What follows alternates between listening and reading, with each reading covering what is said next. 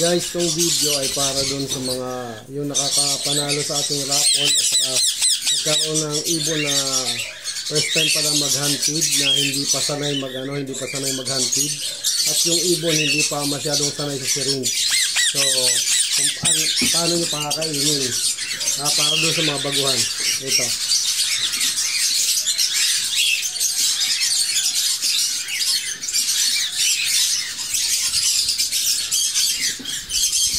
So, halimbawa ito, hindi pa masyadong sanay sa syringe.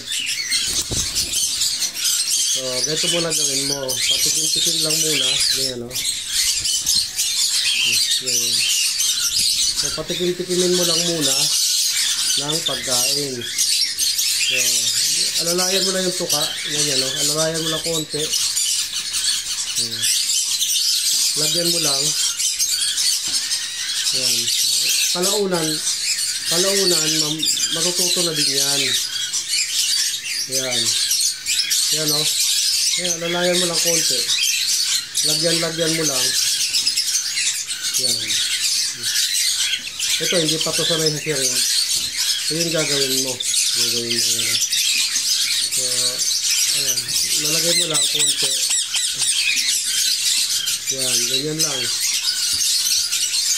Kasi pag bumuka na yung bibig naman yan, kaya niya nang ibuka, yan, tuloy-tuloy na yan. Ganyan. Yan, ganyan lang gagawin. Ganyan lang.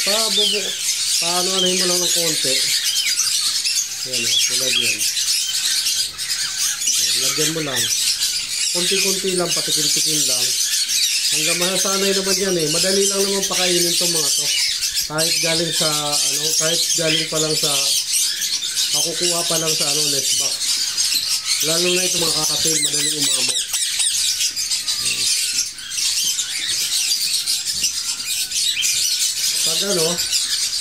Pag sanay naman na, halimbawa ito, sanay na. So, madali na lang. Lagay mo lang ng ganyan, alalayan mo lang. Alalayan mo lang ng kamay mo para hindi madungis. Kasi pag di mo inalalayan, masasayang yung pagkain. Masasayang yung pagkain, madungis. Yan. Yan. Di katulad sa inalalayan mo, shoot na shoot yung pagkain.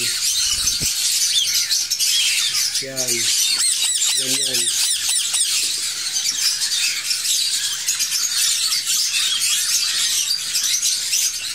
Pero kung gusto mo mabilisan, ito naman mabilisan. Pag marami yung kang hand feed. Pag marami kang hand feed, ganito. Ayan o.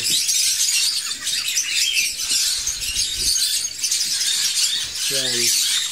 Pero mag-ingat ka nga lang. Medyo kailangan ingatan kasi baka mapunta sa baga.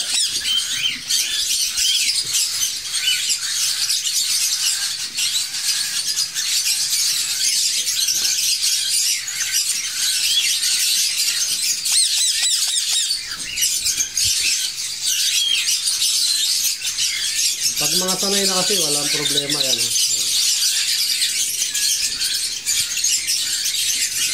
Tulad nito, ito.